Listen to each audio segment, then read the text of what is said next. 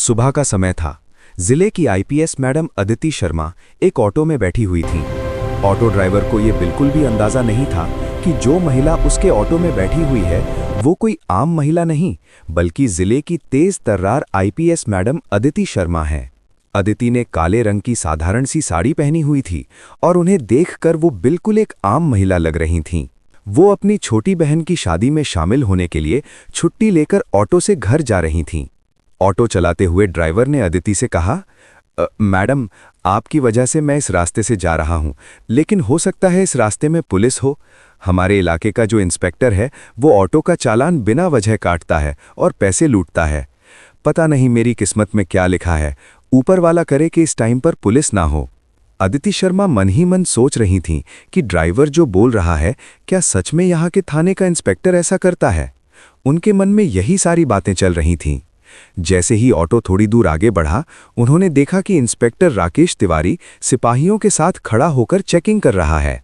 जैसे ही ऑटो उनके सामने आया, इंस्पेक्टर ने लाठी का इशारा करके ऑटो को रोक दिया। ड्राइवर ने जैसे ही ऑटो रोका, इंस्पेक्टर राकेश तिवारी गुस्से में बोला, नीचे उतर, अपने बाप की सड़क समझ रखी है क्या? इतनी स्पीड में ऑटो चला रहा है, डर नहीं लगता तुझे? अब जल्दी से 5000 का चालान भर। इतना कहकर इंस्पेक्टर चालान बुक निकालने लगा। ऑटो वाले ने डरते हुए जवाब दिया, सर, मैंने कोई नियम नहीं तोड़े, आप किस चीज का चालान काट रहे हैं? प्लीज ऐसा मत करें, सुबह से कोई बोहनी नहीं हुई है, मैं आपको इतने पैसे कहां से दूं?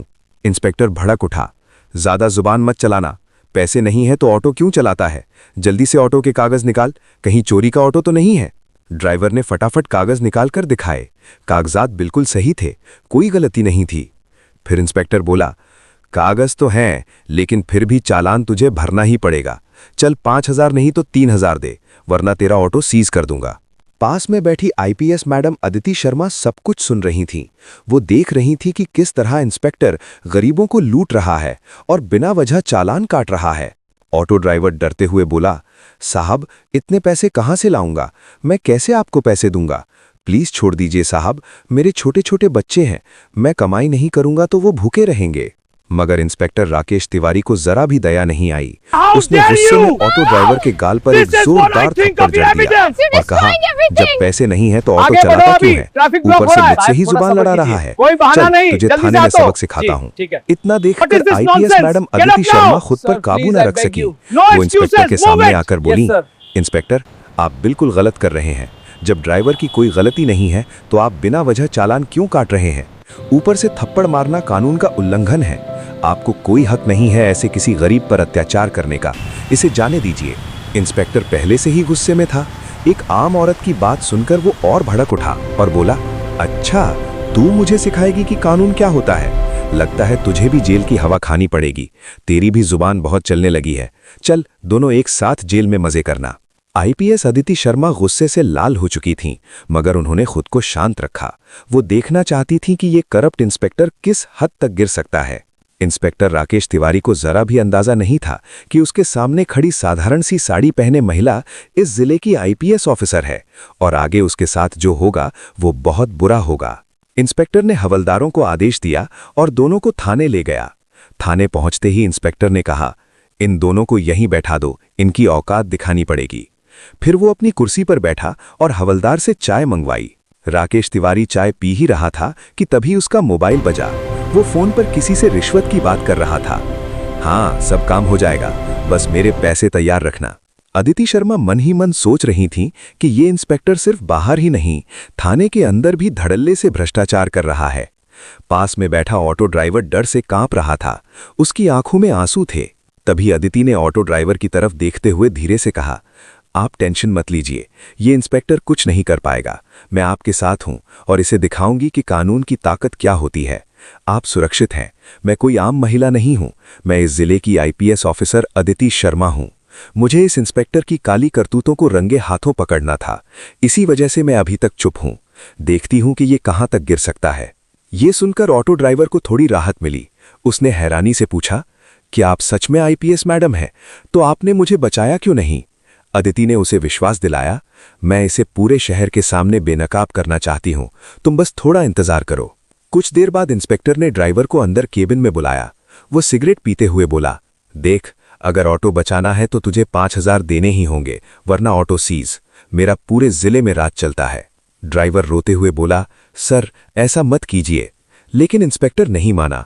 मजबूरन ड्राइवर ने अपनी जेब से बचे हुए 2,000 रुपए निकालकर दे दिए। इंस्पेक्टर ने पैसे रख लिए और उसे बाहर भेज दिया। फिर इंस्पेक्टर ने हवलदार से कहकर उस औरत को यानी अदिति को अंदर बुलाया। इंस्पेक्टर हंसते हुए बोला, हाँ तो नाम क्या है तेरा? ज्यादा आकड़ मत दिखा, जल्दी से 2,000 निकाल वरना सीधा जेल में डाल दूंगा। अदिति ने बेखौफ होकर जवाब दिया, मैं आपको 1 रुपया भी नहीं दूंगी। आपने वर्दी लोगों की रक्षा के लिए पहनी है या उन्हें लूटने के लिए? ये सुनकर इंस्पेक्टर भड़क उठा। उसने तुरंत हवलदार को बुलाकर अदिति शर्मा को लॉकअप में बंद करवा दिया। कुछ देर बाद थाने के बाहर एक सरकारी गाड़ी आकर रुकी। गाड़ी से सीनियर इंस्पेक्टर संजय वर्मा बाहर निकले। उन्होंने आते ही पूछा, सुना है आप लोगों ने किसी औरत को बिना वजह लॉकअप में डाला है? इंस्पेक्टर राकेश तिवारी घबराते हुए बोला, हाँ सर, वो बहुत जुबान लड़ा रही थी। संजय वर्मा ने कहा, चलो दिखाओ मुझे। जैसे ही संजय वर्मा ने लॉकअप के अंदर देखा, उनके होश उड़ गए। वो गुस्से से चिल्ला उठे, राकेश तुम्हारी हिम्मत कैसे हुई? ये हमारे जिले की आईपीएस मैडम अदिति शर्मा है। तुम्हें पता भी है तुमने क्या कर दिया है? ये सुनते ही इंस्पेक्टर राकेश तिवारी के पैरों तले जमीन खिसक गई। वो पसीने से भीग गया और हकलाते हुए बोला, आईपीएस मैडम, मुझे बिल्कुल अंदाजा नहीं था। उसने कांपते हाथों से तुरंत लॉकअप खुलवाया। बाहर आते ही आईपीएस अदिति शर्मा ने इंस्पेक्टर संजय वर्मा को सारी बात बताई और तुरंत जिले के डीएम प्रकाश देशमुख को थाने बुला लिया।